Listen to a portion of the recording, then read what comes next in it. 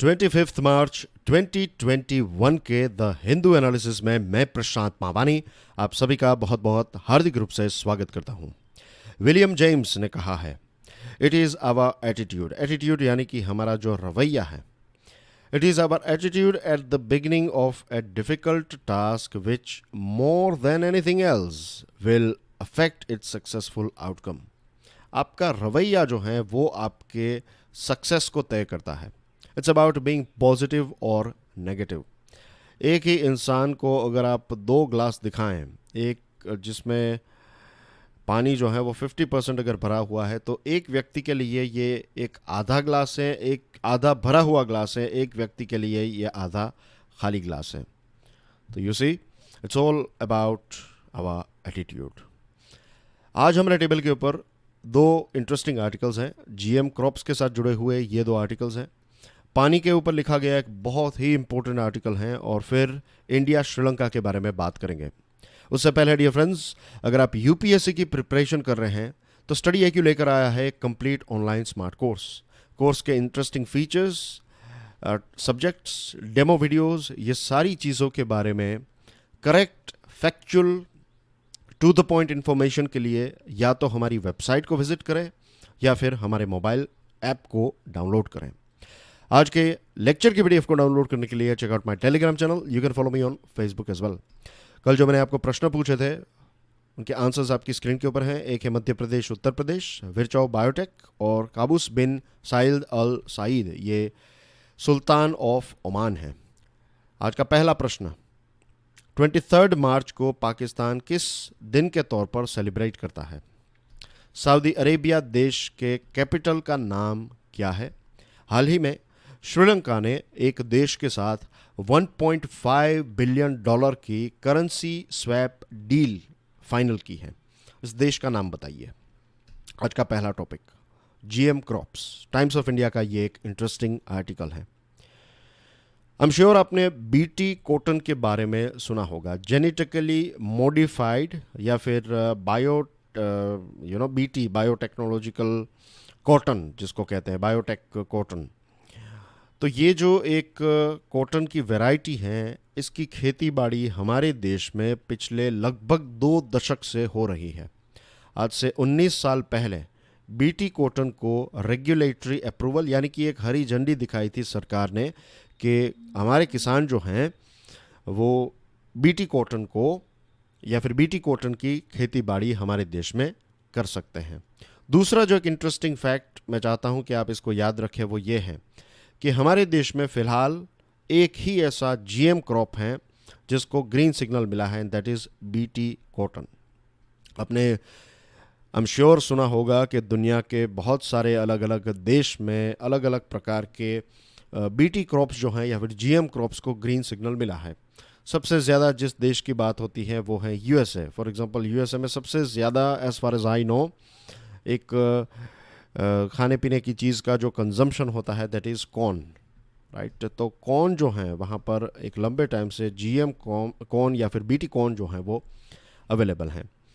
अब आज ये टॉपिक हम डिस्कस इसलिए कर रहे हैं क्योंकि जब एक पर्टिकुलर चीज़ को लेकर आप डिसीजन नहीं लेते, आप यानी कि सरकार जब डिसीजन नहीं लेती है, तो इवेंचुअली नुकसान जो है वो किसका होता है?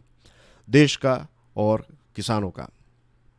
एक लंबे टाइम से बहुत सारे लोग जो हैं वो बीटी ब्रिंजल को एक रेगुलेटरी अप्रूवल मिले, उसको एक ग्रीन सिग्नल मिले, उसकी कोशिश कर रहे हैं। एक स्ट्रगल चल रहा है, लेकिन 10 साल से भी ज़्यादा वक्त हो चुका है, लेकिन आज भी सरकार ने बीटी ब्रिंजल को ग्रीन सिग्नल नहीं दिया है। अब आपने एक लंबे टाइम से इसको ग्रीन सिग्नल नहीं दिया है, किसी चीज़ की आवश्यकता है लेकिन आप उसको लीगली सपोर्ट नहीं कर रहे हैं, तो फिर सिचुएशन क्या होती है? रियलिटी ये होती है कि फिर लोग इसका इलीगल इस्तेमाल करेंगे, और इलीगल इस्तेमाल जब होगा ऐसी चीज़ों का, तो इसके नुकसान भी बहुत ज़्यादा हो सकते हैं। पर्टिकुलरली एनवायरमेंटल नुकसान की यहाँ पर बात मैं कर रहा हूँ। अब देखिए, यहाँ पर मिड 2019 में सेंट्रल गवर्नमेंट ने लोकसभा में ये बताया था कि बहुत सारे राज्यों में या फिर आप कह सकते हैं कुछ राज्यों में बीटी ब्रिंजल जो है उसका कल्टीवेशन खुले तौर पर चल रहा है। एक ऐसा क्रॉप जिसको सरकार ने अभी ग्रीन सिग्नल नहीं दिया है, रेगुलेटरी अप्रूवल नहीं मिला है, उसका कल्टीवेशन, उसकी खेती बाड़ी कैसे हो सकती है? ये बहुत ही एक डेंजरस चीज है। लेकिन ये इसलिए हो रही, जैसे मैंने आपको बताया, क्योंकि सरकार डिसीजन लेने में एक बहुत ज़्यादा वक्त लगा रही है। अब हर्डल्स क्या क्या हैं? सबसे बड़ा हर्डल जो है that is farm bodies. For example एक संस्था है जिसका नाम है भारतीय किसान संघ। भारतीय किसान संघ जो आरएसएस के साथ जुड़ी हुई एक बॉडी है। अब भारतीय किसान संघ जो है वो बीटी ब्रिंजल का या फिर इस प्रकार के जीएम क्रॉप्स का विरोध कर रही है, क्योंकि आरएसएस और बीकेएस जो हैं, बहुत सारे लोग इसके साथ जुड़े हुए हैं। तो राज्य सरकारें जो हैं वो इतनी हिम्मत नहीं दिखा रही हैं कि वो इस प्रकार के क्रॉप्स के लिए जो ट्रायल्स हैं उसको भी परमिशन दें। अब सेंट्रल गवर्नमेंट ने यह बता दिया है कि ये फील्ड ट्रायल्स तभी हो पाएंगे जब राज्य सरकार या फिर राज्य सरकारें इसके ऊपर हमें परमिशन देगी। तो जब तक राज्य सरकारें हाँ नहीं कहेगी, और राज्य सरकारें तब तक हाँ नहीं कहेगी जब तक इस प्रकार की ऑर्गेनाइजेशंस इसका विरोध करेंगे, तो नुकसान होगा भारत के किसानों का।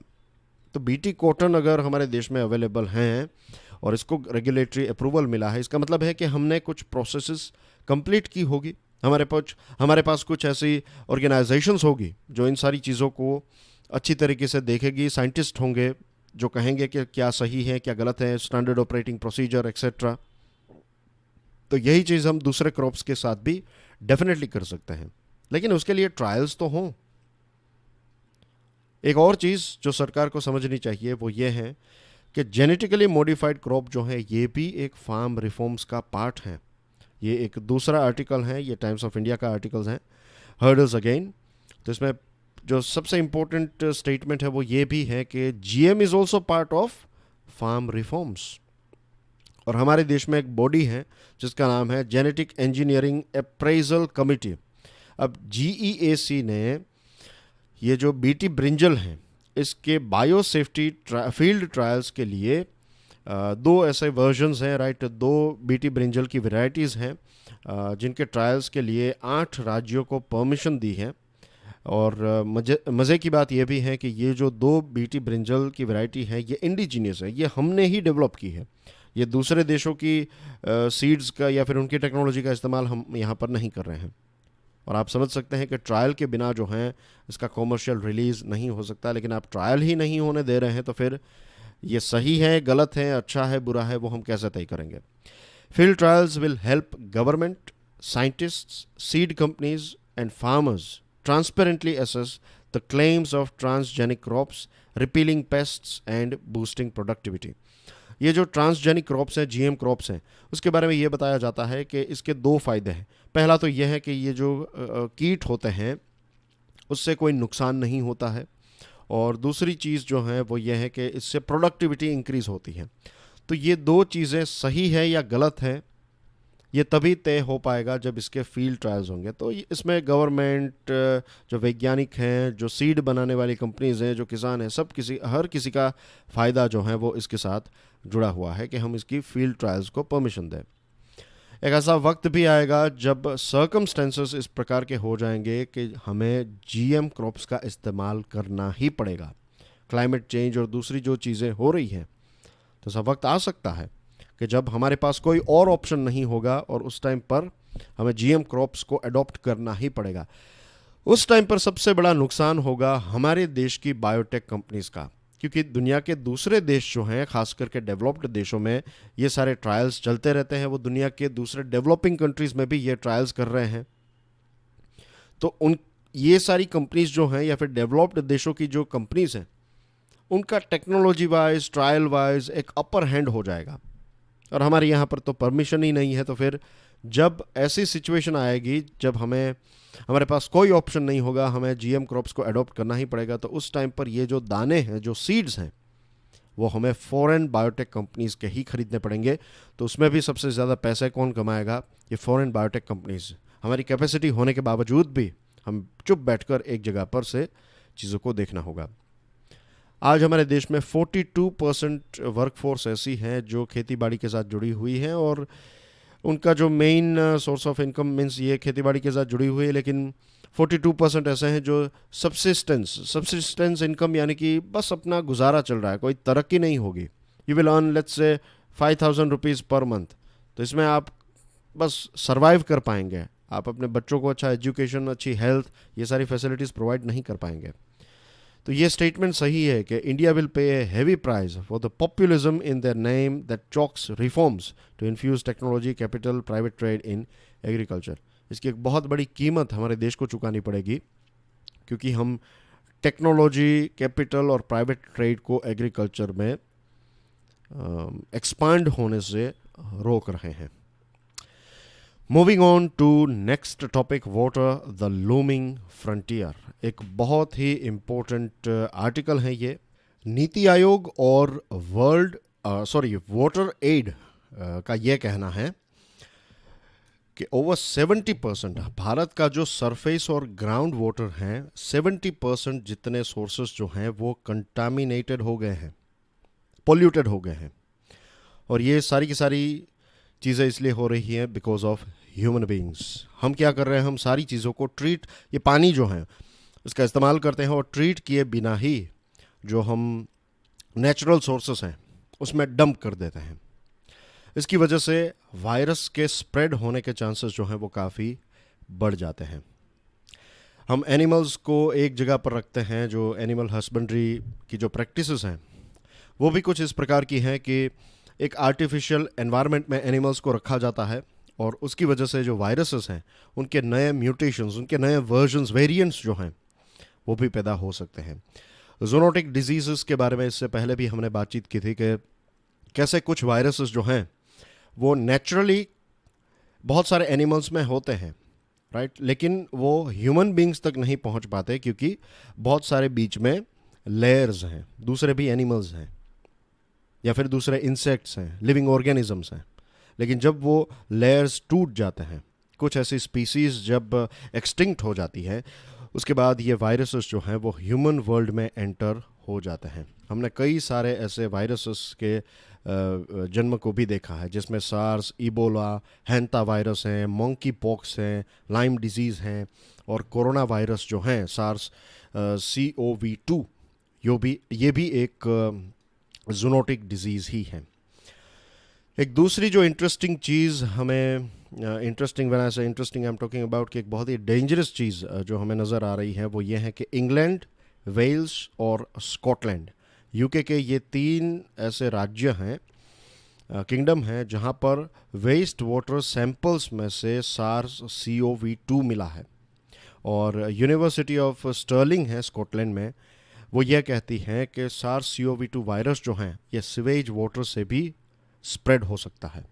शायद हमारे देश में जो एक सेकंड वेव चल रही है, शायद कहीं ना कहीं ये जो सीवेज वाटर हैं उसकी वजह से भी ये CoV-2 जो है, सार्स CoV-2 जो है वो स्प्रेड हो सकता है। ये रहा एक इमेज आपकी स्क्रीन के ऊपर कि अलग अलग जो ये टॉक्सिक वाटर हैं, वेस्ट वाटर हैं, ये सारी चीज़ें जो हैं वो हम नदियों में, समंदर में ऐसे ही छोड़ देते हैं। पता नहीं कितने ऐसे रिजर्वोयर्स होंगे या फिर जो पानी के सोर्सेस हैं उनको हर रोज़ मिलियंस ऑफ लीटर्स जो हैं इसमें हम ऐसे ही वेस्ट वाटर अनट्रीट किए बिना छोड़ देते हैं। और इसकी वजह से ये म्यूटेंट्स होने के और ये वायरसेस को एक ब्रीडिंग ग्राउंड मिल जाता है यहाँ पर कि अलग अलग वायरसेस जो हैं वो यहाँ पर पैदा होंगे। और इनको रोकने के लिए ना तो हम फ़िलहाल कैपेबल हैं, ना तो हमारे पास ऐसी कोई ख़ास कैपेसिटी है, ना तो हमारी कोई ऐसी प्रिपरेशन है। और ये सारी वाटर बॉडीज़ और ग्राउंड वाटर को डीकंटामिनेट करने के लिए दशकों लग जाएंगे, 20 साल, 25 साल, 30 साल का वक्त लग सकता है, उससे भी ज़्यादा। आप गंगा का प्रोजेक्ट देख लीजिए, क्लीन गंगा मिशन जो हैं, कितनी सरकारें आई, कितनी सरकारें गई, लेकिन आज भी हम गंगा नदी जो हमारे देश की हम सबसे एक पवित्र नदी मानते हैं उसको भी हम क्लीन नहीं कर पाए। दूसरी कितनी ऐसी नदियां हैं, कितने ऐसे वाटर के सोर्सेस हैं, हर जगह पर आपको ये सिचुएशन देखने को मिलेगी। तो this is a very very dangerous situation. ये एक बहुत ही ख़तरनाक एनवायरनमेंट में हम रह रहे हैं। और ये प्रॉब्लम जो है फ़िलहाल वो इतना बड़ा हमें नज़र नहीं आ रहा है, क्योंकि ये सारे प्रॉब्लम्स जो हैं वो अभी शायद तो हम आइडेंटिफाई नहीं कर पा रहे हैं, या फिर कई जगहों पर एक एकेडमिक लेवल पर, रिसर्च लेवल पर बताया भी जा रहा है कि ये ख़तरनाक है, लेकिन आज भी सरकारें हैं या फिर लोग जो हैं वो इस पर्टिकुलर चीज़ को इतना ज़्यादा इम्पोर्टेंस नहीं दे रही हैं। लेकिन फ्यूचर में जब ये सारी चीज़ें ऑल ऑफ द सडन हमारे सामने आएगी, तब जाकर हमें रियलाइज़ होगा। फॉर एग्जांपल हेल्थ सेक्टर, ये जब कोविड-19 का कहर जब इसकी शुरुआत हुई, तो उस टाइम पर हमें पता चला कि हमारा हेल्थ सेक्टर जो है वो कितना वीक है। हमें पता था कि हेल्थ सेक्टर वीक है, हम जितने पैसे इसमें इन्वेस्ट करने चाहिए उतने नहीं कर रहे हैं। लेकिन उसके बाद ऑल ऑफ द सडन हम पीपीई किट्स पैदा करने लगे, मास्क यहाँ पर पैदा करने लगे। आज तक ये सारी चीज़ें हम इंपोर्ट कर रहे थे, जस्ट इमेजिन। तो ये जो एक रिएक्टिव एटीट्यूड है हमारा, कि जब प्रॉब्लम आ जाए उसके बाद हम रिएक्ट करते हैं, रादर देन बीइंग प्रोएक्टिव, कि प्रॉब्लम ना आए उसके लिए क्या क्या करना चाहिए। ये एक बहुत बड़ा कल्चरल रेवोल्यूशन जो है, हमारी सोच जो है उसमें एक बहुत बड़े बदलाव की 180 डिग्री के एक टर्न की आवश्यकता है। गवर्नमेंट ऑफ इंडिया ने 3 लाख करोड़ रुपए की एक स्कीम निकाली है, नल से जल। नल से जल में क्या होगा कि बाय 2024 तक पहुंचेगा हर घर को नल से जल। हर एक घर में, खास करके ग्रामीण क्षेत्र में भी, हर एक घर को एक नल का कनेक्शन दिया जाएगा, पानी के नल का कनेक्शन दिया जाएगा। ये एक सरकार का लक्ष्य है। अब ये पानी आप कहाँ से निकालेंगे? This will be from your local sources. आपकी जो नदियाँ हैं, आपके जो तालाब हैं, वहाँ से ये पानी घर घर तक पहुँचाया जाएगा। अब समझिए कि ये जो पानी है, ये जो तालाब के सोर्सेज हैं, ये पानी का सोर्स है, तालाब, नदियाँ एक्सेट्रा। तो इसमें हम वेस्ट वाटर भी उसमें इंजेक्ट कर रहे हैं। तो ये जो पानी घर घर तक पहुँचेगा, ये पानी कंटामिनेटेड हो सकता है, इसमें बहुत सारे ऐसे वायरसेस हो सकते हैं। इसको क्लीन करने के लिए, आपको प्यूरिफाई करने के लिए, या फिर इसको डीकंटामिनेट करने के लिए आपको आरओ करना पड़ेगा, रिवर ऑस्मोसिस। रिवर ऑस्मोसिस जो है, इससे पानी तो प्यूरिफाई हो जाएगा, लेकिन इसका एक प्रॉब्लम है। पानी में जो हेल्थी मिनरल्स होते हैं, जो न्यूट्रिएंट्स होते हैं, जो हमारी ह्यूमन बॉडी के लिए बहुत ही इंपॉर्टेंट हैं, ये सारी चीज़ें भी इसमें से निकल जाती हैं। तो फिर लॉन्ग टर्म में लोगों को पानी के साथ जुड़े हुए, ये मिनरल्स और न्यूट्रिएंट्स की डेफिशिएंसी के साथ जुड़े हुए डिजीज़ेस जो हैं वो हो सकते हैं। तो अब ये मिनरल्स और न्यूट्रिएंट्स ना निकले तो उसके लिए हम क्या करें? इसके लिए हमें अल्ट्रा वायोलेट एक्वागार्ड ट्रीटमेंट करनी पड़ेगी।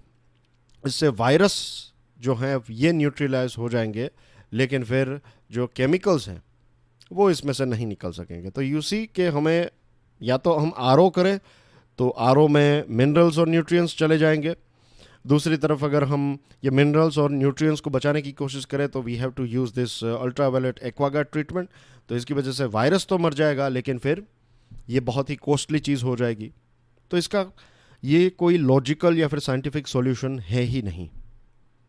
इसका एक ही लॉजिकल साइंटिफिक सॉल्यूशन है, and that is natural resources. हमारे जो नेचुरल वाटर बॉडीज़ हैं, हमारी जो मिट्टी है, जो सॉइल है, उसमें जिस प्रकार से नेचुरली पानी प्योरीफाई होता है, this is the best option we have. इसके अलावा कोई ऑप्शन है ही नहीं। अगर ये ऑप्शन हमें यूज़ करना है, तो इसके लिए हमें हमारे जो नेचुरल लिविंग रिसोर्सेस हैं उसकी रक्षा करनी पड़ेगी, उनको कंजर्व करना पड़ेगा। हमारे पास टू अनपॉल्यूटेड फ्रेश वाटर के सोर्स हैं। एक है जो फॉरेस्ट की ज़मीन है उसके नीचे जो पानी आपको ग्राउंड वाटर मिलता है, दैट वन। और सेकंड है एक्वीफायर्स, जो नदियों का जो रास्ता होता है, नदी का पानी नहीं लेकिन नदियों का जो रास्ता है उसके नीचे जो पानी है, दैट वन। ये दो सोर्सेस हैं, और ये दोनों के दोनों जो हैं ये रिन्यूएबल हैं। बारिश जो है वो नेचुरली इनको रिचार्ज करती हैं।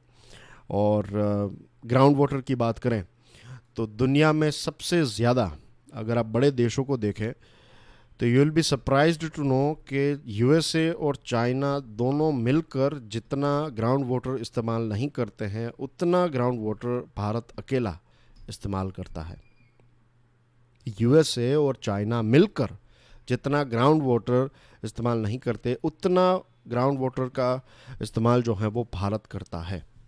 बहुत सारी जगहों पर आपने देखा होगा कि ऐसा एक वक्त था आज से 15-20 साल पहले कि अगर आप 50 फीट या फिर 60 फीट जितना अगर बोरवेल करते हैं तो आपको पानी मिल जाता था। अब ऐसी सिचुएशन हो गई है कि 200-300 फीट भी अगर आप नीचे जा रहे हैं तो भी आपको पानी जो है वो नहीं मिल रहा है। तो what we need to do is कि जो हमारे फॉरेस्ट हैं, जो ऐसे फ्लड प्लेन्स हैं जहाँ पर ये फ्रेश वाटर अवेलेबल हैं, क्लीन वाटर अवेलेबल हैं, तो उनको हम वाटर सेंचुरीज़ के तौर पर डिक्लेयर कर दें, उनकी रक्षा करें। और एक और चीज़ इम्पोर्टेंट हमें ध्यान में रखनी है वो ये है कि एक बार ये सोर्स जो हैं, ये इवोल्यूशनरी जो नेचुरल रिसोर्स हैं, ये एक बार ख़त्म हो गए उसके बाद उनको फिर से आप रिवाइव नहीं कर पाएंगे। हमारी डेवलपमेंट की जो भाषा है उसको भी हमें, उसकी जो डेफिनेशन है, नॉट भाषा बट डेफिनेशन जो है उसको चेंज करना पड़ेगा। आप देखिए यहाँ पर नितिन गडकरी साहब का आज एक स्टेटमेंट है कि country needs development but there is a need to maintain ecology and environment as well. हमारे देश को डेवलपमेंट की आवश्यकता है, लेकिन उसी के साथ साथ इकोलॉजी और एनवायरनमेंट की रक्षा जो है वो भी हमें करनी पड़ेगी। डेवलपमेंट जो है आप करें, लेकिन डेवलपमेंट सस्टेनेबल होना चाहिए। पर्यावरण को नुकसान पहुंचाकर अगर हम डेवलपमेंट करेंगे then it is going to backfire. Moving on to last article of the day, tactical abstention. United Nation Human Rights Council ने एक रेजोल्यूशन पास किया श्रीलंका के ऊपर और भारत ने इसमें वोट नहीं किया। कुछ 13 या फिर 14 ऐसे देश हैं जिन्होंने वोटिंग नहीं किया और भारत भी इसमें शामिल है। तो भारत ने श्रीलंका के खिलाफ बेसिकली वोटिंग नहीं किया। बहुत ही ब्रीफली अगर मैं आपको बता दूं तो श्रीलंका में एक लंबे समय से सिविल वॉर की सिचुएशन चल रही थी। तो ये जो सिविल वॉर है उसमें श्रीलंका की जो सरकार है उसने बहुत सारे ऐसे वॉर क्राइम्स किए हैं, बहुत सारे लोगों को मार दिया, बहुत सारे लोगों के ह्यूमन राइट्स छीन लिए, ये सारी चीज़ें जो हुई थी। तो इसको लेकर एक इन्वेस्टिगेशन, इसको लेकर जो एक थरो एक जांच होनी चाहिए, इसके बारे में यूएन ह्यूमन राइट्स काउंसिल एक लंबे टाइम से कोशिश कर रही है। तो इस पर्टिकुलर चीज़ में भारत ने वोट नहीं दिया। तो भारत ने कहीं ना कहीं ये सिग्नल दे दिया है कि अगर भारत ये वोट करता तो श्रीलंका जो है वो हमसे नाराज़ हो जाता कि भाई हमारे ऊपर एक इन्वेस्टिगेशन हो रही है और आप उसमें साथ दे रहे हैं। तो भारत श्रीलंका को अपसेट करना नहीं चाहता था। श्रीलंका और भारत नेबरिंग कंट्री से हैज़ बी नो, लेकिन श्रीलंका में बहुत सारे तामिल्स रहते हैं, तामिलियंस, जो भारत से एक लंबे समय पहले जो ब्रिटिश हैं वो उनको चाय और रबर और इस प्रकार के प्लांटेशन में काम करने के लिए वहाँ पर ले गए थे। अब फिर वो वहाँ पर ही सेटल हो गए। तो ये जो तामिल्स हैं, श्रीलंकन तामिल्स जो हैं, उनका एक कनेक्शन है भारत के साथ। भारत के तमिल्स जो हैं उनके ही वो भाई बहन हैं और उनके रूट्स जो हैं वो भारत के ही हैं। तो ये श्रीलंकन तामिल्स जो हैं उनके साथ भी बहुत बार ऐसा, मीन्स श्रीलंका की हिस्ट्री आप पढ़ेंगे तब यू विल फाइंड कि उनकी जो भाषा है, तमिल भाषा को लेकर जो पूरा सिविल वॉर की शुरुआत हुई, फिर LTTE का जन्म हुआ, राइट। तो ये सारी चीज़ें हुई। जो सिविल वॉर उस टाइम पर चल रहा था, आपने एक मद्रास काफ़े नाम की फ़िल्म देखी होगी शायद, जॉन अब्राहम की एक फ़िल्म है जिसमें कैसे राजीव गांधी साहब की हत्या की जाती है by this terrorist. And I will tell you one more interesting fact कि LTTE जो है, it was the first organisation जिसने ह्यूमन बॉम्ब्स का इस्तेमाल किया। जो हम सुसाइड जो कहते हैं, सुसाइड वेस्ट पहनकर जो आतंकवादी हमले होते हैं, जिनको आजकल फ़िदाइन या ऐसा कुछ नाम दिया गया है, राइट। तो ये चीज़ की शुरुआत जो है, ये इसकी शुरुआत की LTTE ने, और उसके एक शिकार बने हमारे देश के पूर्व प्रधानमंत्री राजीव गांधी साहब। The political aspirations of the Tamil or endorsing the country's stubborn refusal to ensure any sort of accountability for its wartime past। ये भारत चाहता है कि श्रीलंकन तामिल जो हैं उनको उनके अधिकार मिले, वो डेमोक्रेटिकली उनके जो राज्यों में वो रहते हैं वहाँ पर वो अपनी सरकार चुन पाएँ, वो अपने कल्चर की रक्षा कर सके। ये सारी चीज़ों को लेकर भारत सपोर्ट करता है और इसको लेकर कई बार डिस्कशंस भी भारत और श्रीलंका के बीच में होती रहती हैं। लेकिन फ़िलहाल श्रीलंका जो है वो चाइना के इन्फ्लुएंस में है और भारत ये नहीं चाहता था कि कोई भी स्टेप हम ऐसा उठाए जिससे श्रीलंका हमसे नाराज़ हो जाए। 2012 में भी जब भारत ने ये यही एक प्रश्न के साथ जुड़ा हुआ जब एक टॉपिक आया था, तो उस टाइम पर भारत ने वोटिंग की थी, लेकिन भारत ने उस टाइम पर भी कहा था कि श्रीलंका जो हैं उनको भी कुछ पावर्स या फिर श्रीलंका को भी ये छूट मिले कि वो भी इस इन्वेस्टिगेशन में पार्ट लें। ऐसा ना हो कि फिर सारी चीज़ें उनके ऊपर थोपी जाएं। फ़िलहाल जो रेजीम है, करंट जो गवर्नमेंट है श्रीलंका की, राजपक्षे ब्रदर्स की जो गवर्नमेंट है, तो इन्होंने बहुत सारी ऐसी चीज़ें की हैं माइनॉरिटीज़ के ख़िलाफ़। आपने अभी देखा कुछ टाइम पहले बुरखा बैन, और उन्होंने ये बता दिया कि ये जो बुरखा बैन है ये बेसिकली टेररिज्म को रोकने के लिए हैं, और मदरसास जो हैं उनको बंद करने की बात बताई है। तो माइनॉरिटी जो हैं, वहाँ पर रहने वाली जो माइनॉरिटी कम्युनिटी हैं, तो उनके लिए जीना जो है वो थोड़ा डिफ़िकल्ट हो गया है श्रीलंका में। श्रीलंका का वैसे कल्चर ऐसा नहीं है, लेकिन फ़िलहाल जो सरकार है ये बहुत ज़्यादा मिलिटराइजेशन, लोगों के ऊपर नज़र रखना, सर्वेलेंस, ये सारी चीज़ें जो हैं वो काफ़ी ज़्यादा हो रही हैं। तो ये एक चिंता का विषय डेफिनेटली है। Moving on to financial news items, FPIs यानी कि फॉरेन पोर्टफोलियो इन्वेस्टर्स, फिर प्राइवेट इक्विटी, ये सारे जो इन्वेस्टर्स हैं उनको आईटी यानी कि इनकम टैक्स की एक्शंस इनके ऊपर और ज़्यादा हो सकती हैं, क्योंकि बजट में जो एक प्रपोज़ल रखा गया था, तो उसमें जो लॉ था कि पहले 3 साल से ज़्यादा पुराने अगर टैक्स असेसमेंट के केस हैं तो उनको आप रीओपन नहीं कर सकते। अब इसकी लिमिट जो है वो 10 साल की गई है, और ये जो फाइनेंस बिल हैं उसमें जो लिमिट है वो ये रखी गई कि 50 लाख या फिर उससे ज़्यादा की अगर अमाउंट टैक्स ब्रैकेट में से निकल गई है या फिर टैक्स में से बच गई है, तो पिछले 10 सालों 10 ईयर्स के पीरियड के या टेन्योर में, 10 सालों के टेन्योर में अगर ऐसी कोई चीज़ हुई है तो इसके ऊपर इन्वेस्टिगेशन हो सकती है। नाउ द प्रॉब्लम इज़ कि ये जो एफपीआईज हैं, प्राइवेट इक्विटी फंड्स जो हैं, ये बिलियंस ऑफ डॉलर्स के होते हैं, तो ज़्यादातर या फिर most of this funds will come under this radar. तो इससे रेगुलेटरी इश्यूज जो हैं वो बढ़ सकते हैं। रेगुलेटरी इश्यूज यानी कि फिर सरकार इनके ऊपर इन्वेस्टिगेशन करेगी या फिर रेड्स होगी और फिर केसेस होंगे, ये सारी चीज़ें। Infection spike cause for concern, economist का कहना यह है कि ये जो नए सेकंड वेव की शुरुआत हुई है हमारे देश में, तो ये एक चिंता का विषय डेफिनेटली है। खास करके अगर हम हॉस्पिटैलिटी टूरिज़्म इंडस्ट्री की बात करें तो अभी वो अपने पैरों पर खड़ी नहीं हुई है और फिर से हमें नए केसेस देखने को मिल रहे हैं। लेकिन इकोनॉमिस्ट पॉजिटिव भी हैं कि जिस प्रकार से ये वैक्सीनेशन की ड्राइव चल रही है, तो अगर इसको स्पीड अप किया जाए तो फिर ये जो सेकेंड वेव है उसको कंट्रोल में हम ला सकते हैं। नए केसेस की बात करें तो आप देखिए कि 53,404 केसेस हमें देखने को मिलने लगे हैं पर डे। ये 9,000 में से इतना बड़ा जंप देखने को मिला। CCI यानी कि कॉम्पिटिशन कमीशन ऑफ इंडिया जो है वो व्हाट्सएप की 2021 की जो प्राइवेसी पॉलिसी है इसको इन्वेस्टिगेट करेगी।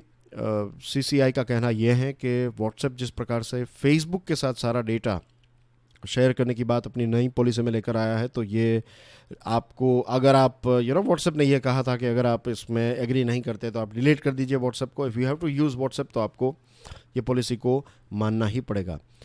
तो ये एक डोमिनेंस की जो पोजीशन है फेसबुक और व्हाट्सएप की, तो इसका एक पावर का एब्यूज़ करने की बात है यहाँ पर, ऐसा CCI को लग रहा है। और ये हैं कुछ important news items. Prime minister साहब जो हैं वो कल 2 दिनों की यात्रा पर बांग्लादेश जाएंगे। एशिया का सबसे बड़ा टुलिप गार्डन का जो एक आप कह सकते हैं शो है या फिर यहाँ पर लोग जा सकते हैं, तो आज से ये टूरिस्ट के लिए, लोगों के लिए खोला गया है श्रीनगर में। और एक और इम्पोर्टेंट आइटम है वज्र, जो एक शिप है, इंडियन कोस्ट गार्ड शिप वज्र को कमीशन किया गया है by Indian Coast Guard. And कुछ और न्यूज़ आइटम्स हैं, आप इनको देख लीजिएगा। And that's everything from my side. I will see you tomorrow. Till then enjoy your studies. God bless you all. जय हिंद।